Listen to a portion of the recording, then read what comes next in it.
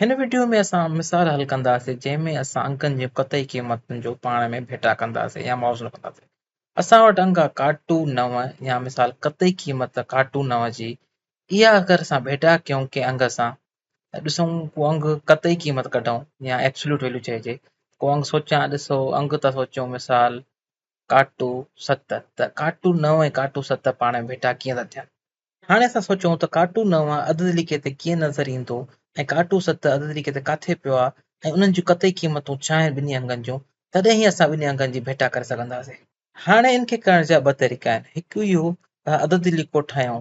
अगरि हाणे हिन ते असां ॾिसो पहिरियों रखूं हिते ॿुड़ी, त अगरि असां हिन खे चऊं हीअ पॉइंट असां हिन काटू 7 ऐं हीअ पॉइंट असांजी काटू 9।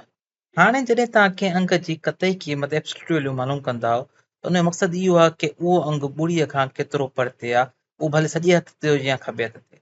हाणे काटू 9 क़दम खॿे हथ ते ॿुड़ीअ खां आहे, त हाणे जेका क़तई क़ीमत आहे काटू 9 जी उहा आहे 9 पूरी 9।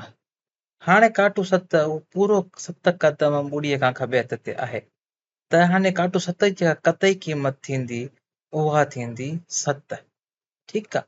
त हाणे इन्हनि ॿिन्ही जूं क़तई क़ीमतूं असां अगरि भेटा कयूं त इहो साफ़ ज़ाहिर आहे की 9 वॾो आहे 7 खां। ऐं अगरि हिन निशानियुनि या अलामतुनि में वॾे अंग ऐं नंढे अंग जी में कंफ्यूज़ थियो या मुंझो त इहो ॾिसो जेको अंग खॿे पासे ते हूंदो आहे ऐं जंहिं पासे हुनजो मुंहुं खुलंदो आहे निशानीअ जो, उहो अंग वॾो हूंदो आहे।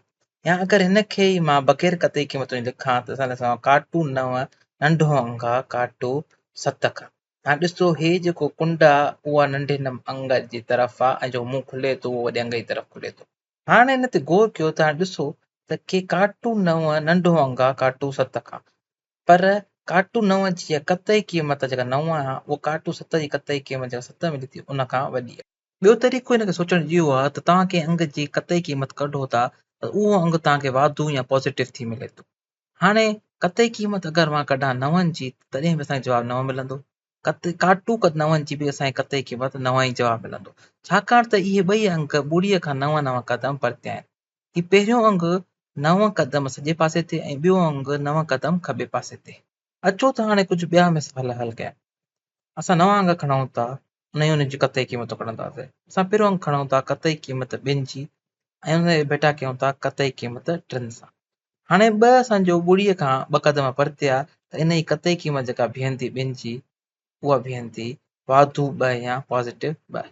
हाणे इहो सिधो सऊं आहे की क़तई क़ीमत 3 जी उहा बीहंदी 3।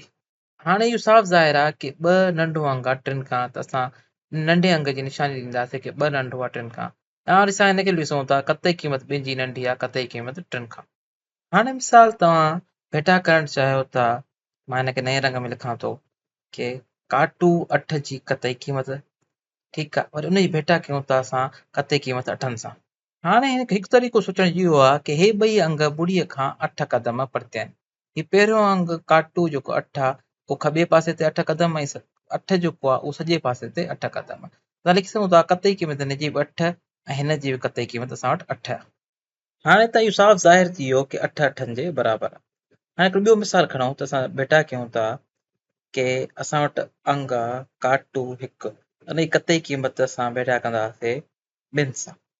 हाणे इहो असां करे सघूं था की काटू 1 जी क़तई क़ीमत आहे उहा डायरेक्ट असां लिखी सघूं था वाधू या पॉज़िटिव 1 लिखी सघूं था।